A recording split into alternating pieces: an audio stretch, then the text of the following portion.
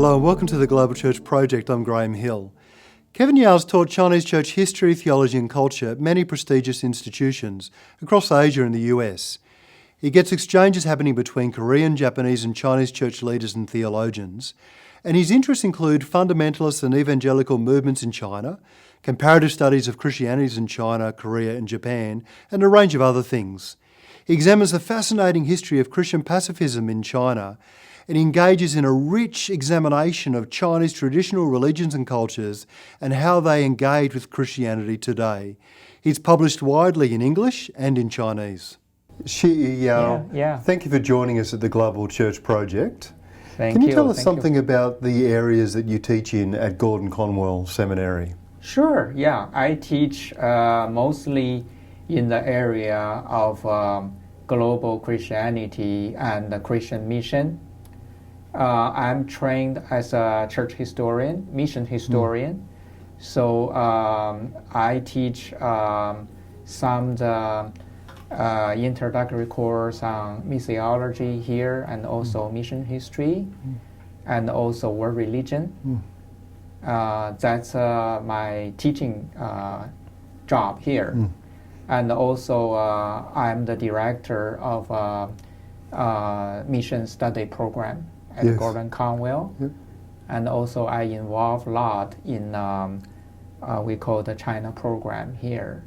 So I'm the sort of a leading faculty in doctoral ministry, Chinese track of doctoral ministry, and also the Chinese online course.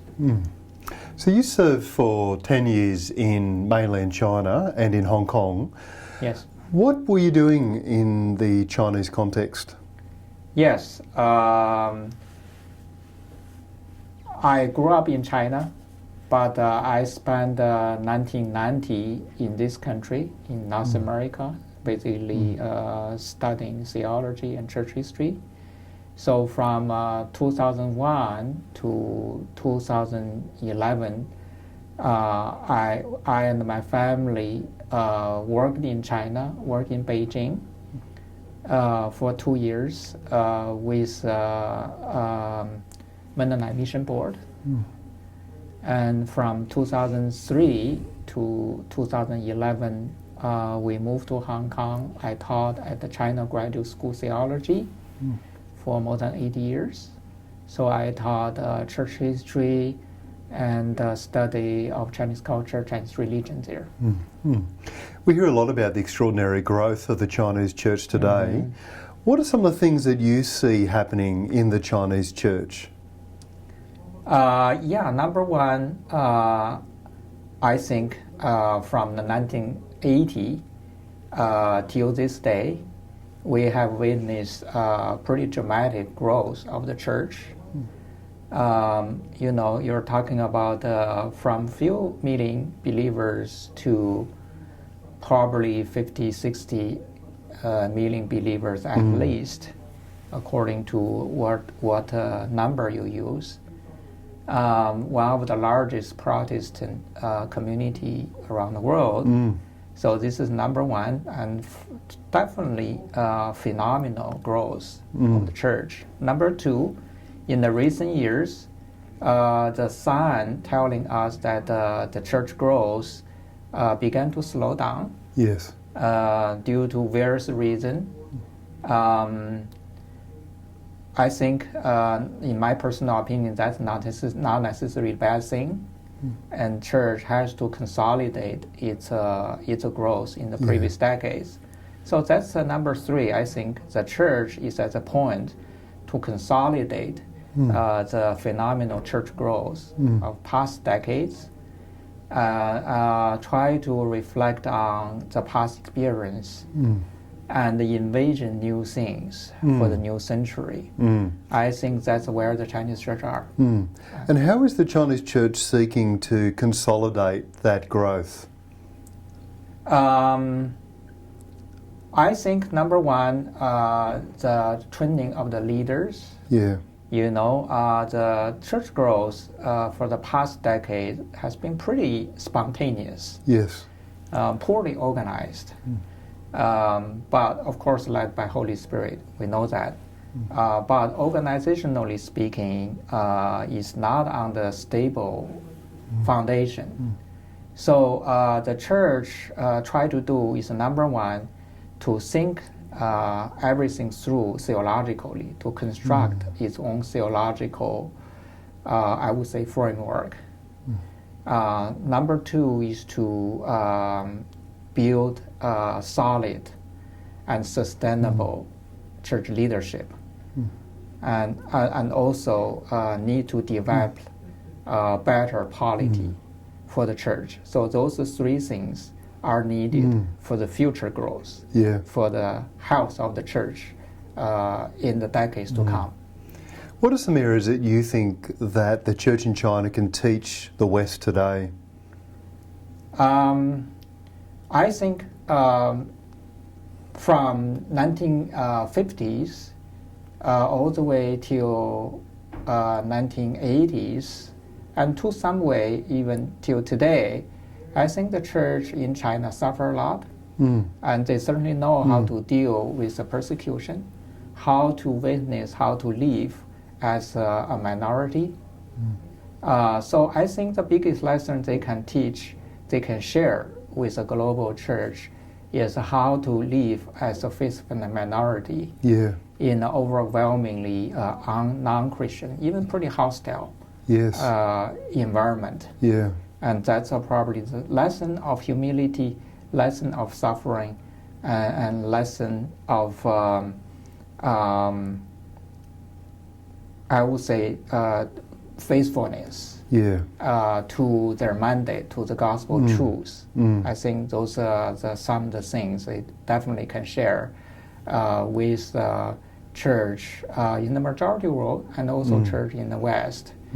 I think the danger is that, and the temptation for the Chinese church is that sometimes they begin to lose the memory of the past experience. Yes. As Chinese culture is becoming wealthier, as it's becoming more urban, there's a lot more urban intellectuals and middle class people. What impact is that having on the Chinese church today?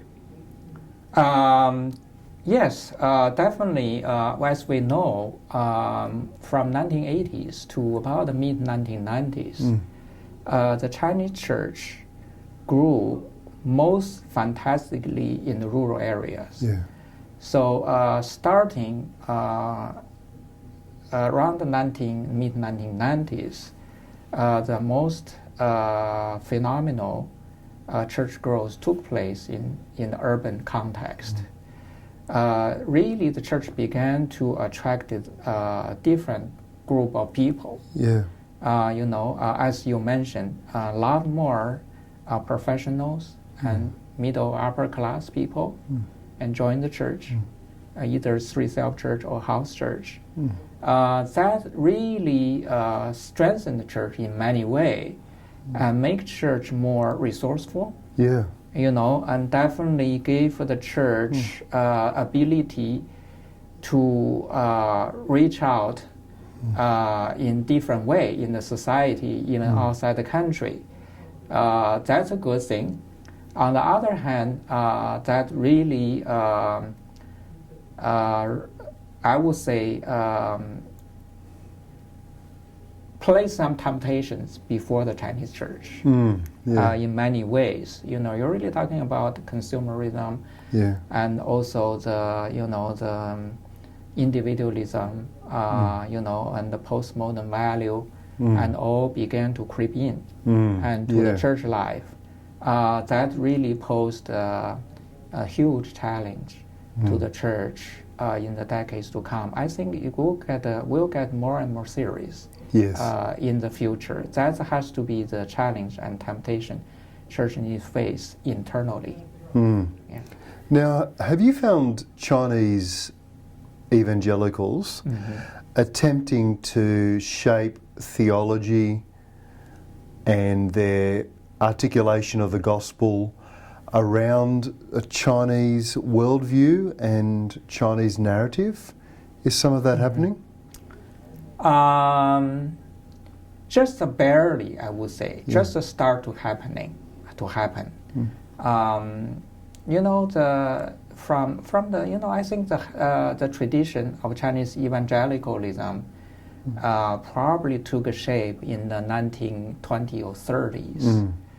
I think the Chinese evangelicalism is, in many ways, is the offspring of American fundamentalism movement in the 1920s and 30s. So I would say the older generation Chinese evangelical leaders did not take the Chinese culture and cultural heritage into serious consideration when they construct their theology. And their theology is very much biblically centered. Yes. And, you know, fundamentalist way to do theology. Yeah. It's a very biblical in the literary sense. You know, there's not much else, not much philosophy, not much culture in their theologizing. It's everything, all the raw material directly from Bible. Yeah. So that's really the character of old or traditional Chinese evangelicalism. And do you think that has been a strength or a weakness? I would say that has served the church well. Yeah. You know, that definitely what the church needed in the turbulent years in the 1920s and 30s and 40s. You know, that really placed the church on a solid foundation, gave the church a very clear cut core value to pursue. Yeah. You know, I would say that should serve the church well, and especially also under circumstance persecution, under communist regime, and that's one of the, I would say, one of the secret behind the church's amazing survival stories. You know, is the church really know what it believes, and very serious about it. You know, never compromise, and never waver over the key issues. You know, but that's probably really, I would say, that gave the church a lot of strength. Yeah, a lot of strength, definitely. But of course, there are drawback. Yeah. You know, there's drawback from that kind of theologizing. I think the major drawback is it turned to ignore the social and cultural implications of the biblical message. There is not much interest in social and political responsibility and issues. You know, and I would characterize Chinese evangelicals traditionally, their attitude toward the culture and society as a political approach. So not much interest. But of course, as the house church, as a church in urban areas is on the rise, that has begun to change. You know, the new generation of Chinese evangelical, and they're pretty faithful, and to their heritage, evangelical heritage, they inherited their forefathers' faithfulness to the gospel message and no compromise.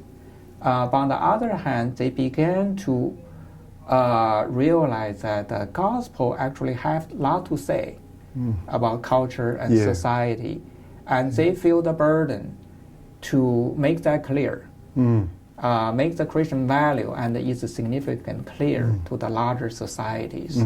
So that's what they have been doing. So you see the coming of stronger awareness on social and the cultural dimension and significance of gospel message. Now, you've also studied Christianities comparatively across China, Japan, and Korea. What are some of the things that you've noticed about the differences and similarities between the churches in those different countries? Yes, I did study somewhat, and I wouldn't claim I'm the expert. But relatively speaking, I studied a little bit more, maybe than other scholars. I paid a little bit more attention to that issues. I always believe that comparative study is very helpful. It's a very helpful tool to come up with new insights. I would say it's a very interesting compare Christianity in China, Japan, and Korea. I would say the common, in terms of commonality between those three church group, I would say they all face the same, roughly speaking, cultural, I would say, environment. And they have to deal with the Confucianism dominated culture and society. And also they have to deal with the Buddhism, the Taoism, and you're really talking about very much the same kind of religious pluralism in East Asia. And also they, in the modern time, they all have to face the pressure of Western colonialism. Yes. And imperialism, how to deal with that. Japan dealt with it differently from China and Korea. Japan decided to open up, and China, Korea decided to try their best to keep it out. So the different result.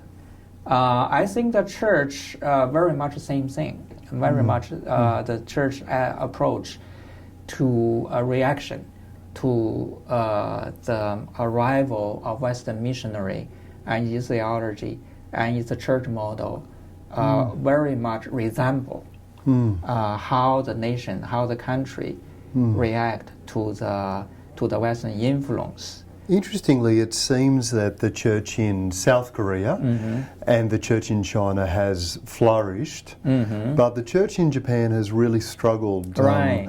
And how would you explain the difference there? I know this is a very tricky question. I think it seems to me everybody have different answer for that that question. Among all the reasons behind this difference, I would say I would tend to think it has a lot more to do with internal reasons than external reasons. I would say that means, in other words, the strength of the church and how church perceive itself, how church construct itself, really made a huge difference. I would say from the very beginning, I specifically talking about Catholic, the Protestant church here, evangelical church. I would say if you talk about China, you look at China and Korea, you see the church, Protestant church in China, Korea, from the very beginning was built on much more solid foundation. That in Japan is a different story. Some of the Japanese scholars argue that you compare how the Catholic Jesuit built Catholic Church in the 16th and 17th century, and with very different result. And you compare that with what the Protestant missionary did in the 19th century in Japan. Same cultural, social soil, but with hugely different outcome. And how do you explain that? They would say the Catholic Church, the Jesuits certainly know how to disciple and their followers. But the Protestant missionaries, I think they, from what I heard, and they really did a poor job in discipling. And discipling. So their evangelism and their proclaiming the gospel in the 19th century is much more shallower. Shallow. Than their Catholic counterparts in the previous centuries. I would say that's probably, you can name a whole bunch of reasons why the church. So the Protestant churches in China, for instance, they were shallower, but they had a real missional impulse, Right. a missionary impulse. So, yeah, so that had an effect on the shape of the churches that were planted and their outlook. Is that what you think? You mean the missionary impulse? Yeah. Yes, definitely. You're talking about Chinese church, Yes. right? Yeah. Chinese church, yes. Yeah, the Chinese church always, from the very beginning, always is very mission-minded. Of course, in the early years, in the 1930s and 40s, they didn't have much time, energy to reach out. But it's always something in their heart, in their mind. They did their best. But I think not until recently, and they really began to seriously push for global missions. Yeah. And, global mission initiative from the Chinese church. Now, you've done some study on Christian pacifism in China. What does that look like today?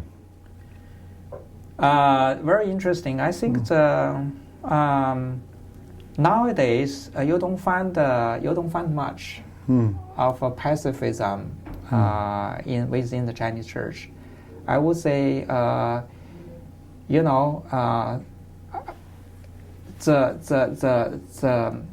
the pulse of pacifism and peace-loving message of Bible is always there. But whether that the seeds of pacifism, Christian pacifism, can be developed in the significant by the Christians in China remain to be seen. I would say it's interesting to observe. It's basically I did the study of the Protestant pacifism in China. Basically, it's historical studies. It's deal with what the pacifist group did before. But currently, I don't see any significant pacifist movement within the Chinese church. Yeah. How does Christianity in China relate to Confucianism or Confucian values? And what does that do to the church in China? Yeah. I would say if you're talking about more progressive, liberal wing of the Chinese Protestant community, they are the ones who really make significant efforts to address that issue. And from Christian point of view, from Christian perspective, how do you evaluate, how do you assess the confusion and its cultural and religious heritage, and how we as a Christian integrate some of the the confusion elements into our church life, into our theology. So therefore, we indigenize, we contextualize our theology.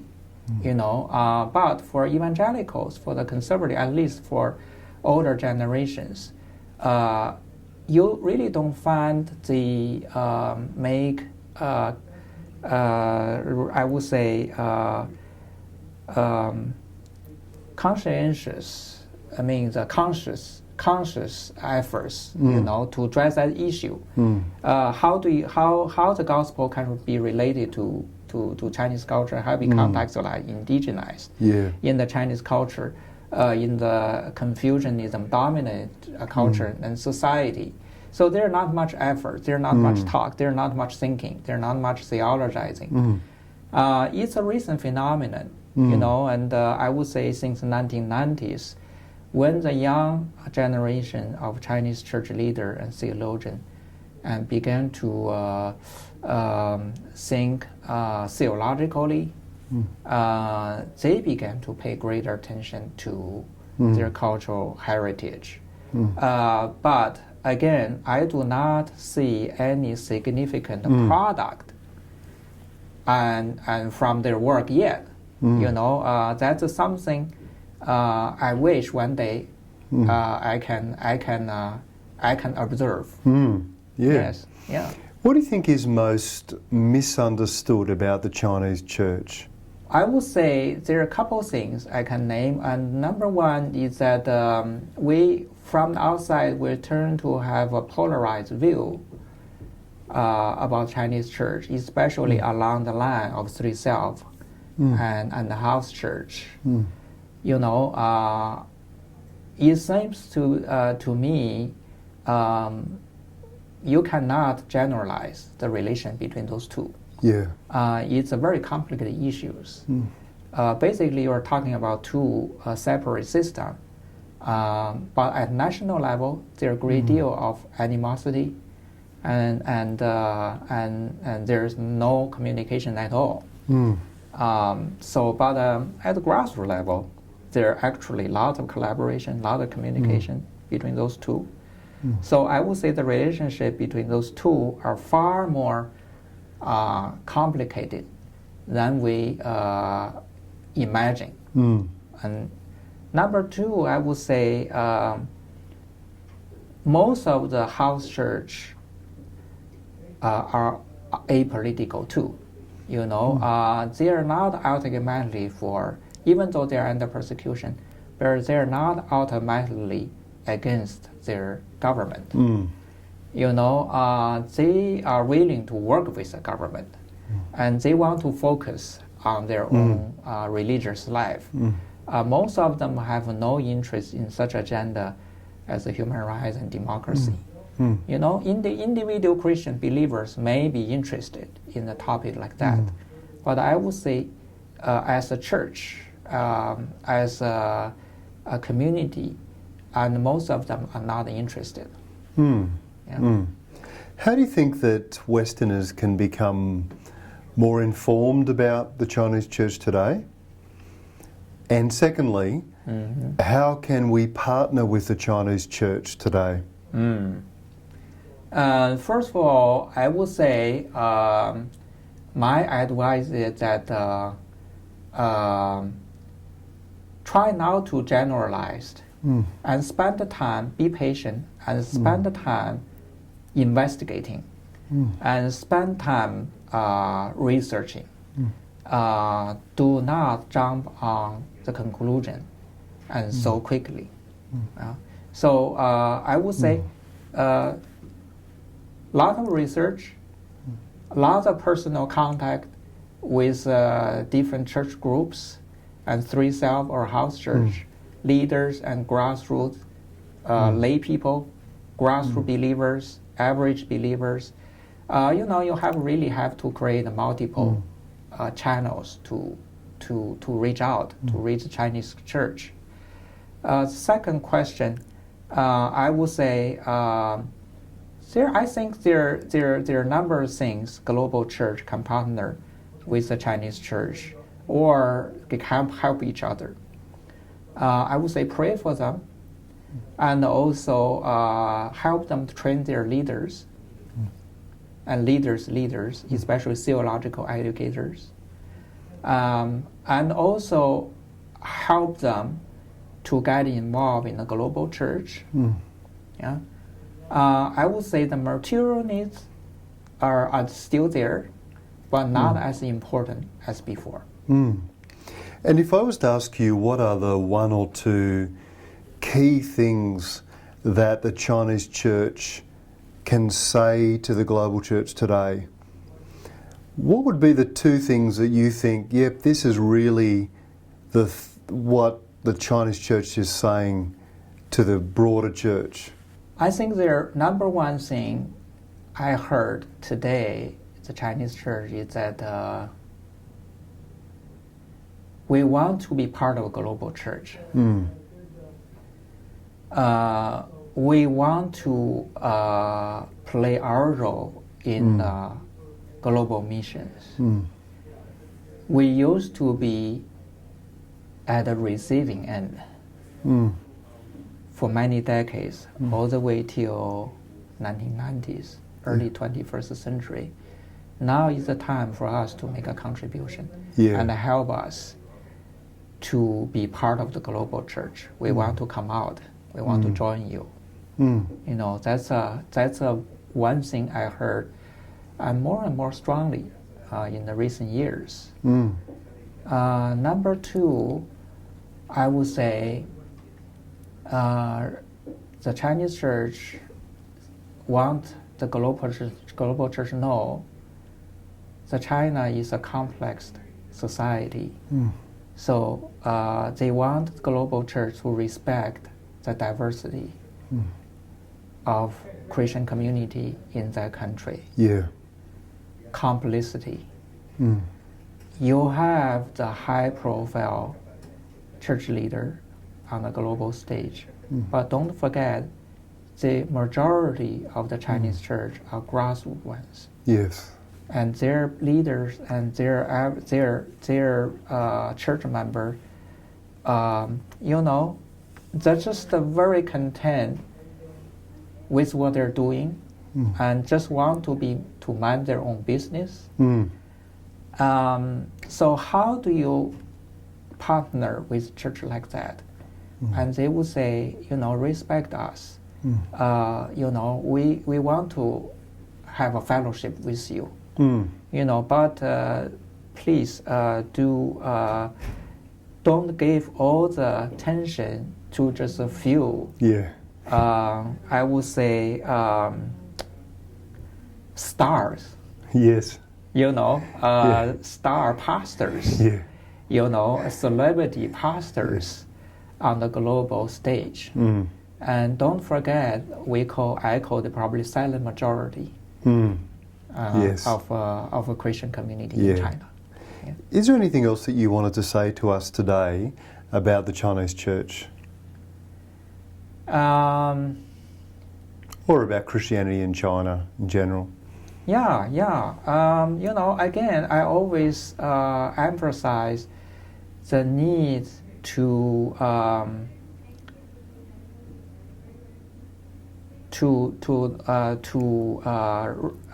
take their complicity diversity seriously.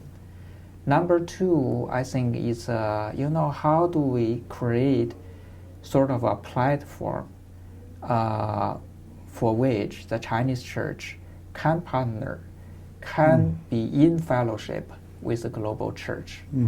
I feel that that's why I think some institution like Gordon Conwell is important, and your project is important. It's about global church. Some platform like Gordon Conwell is really international community here. You're really talking about students and faculty from over 50 nationalities.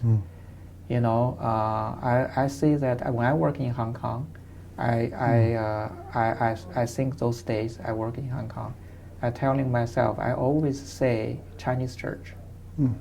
But at Gordon Conwell, I say global church every day. Yeah. So that's why we need a platform like that. And we need the Chinese church to be on this platform, to be part of this platform.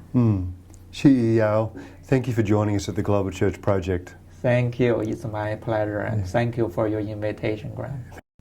The Global Church Project is located at www.theglobalchurchproject.com. On our website, you'll find a wide range of interviews and resources for colleges, universities, and churches. I look forward to your company next time. From me, goodbye.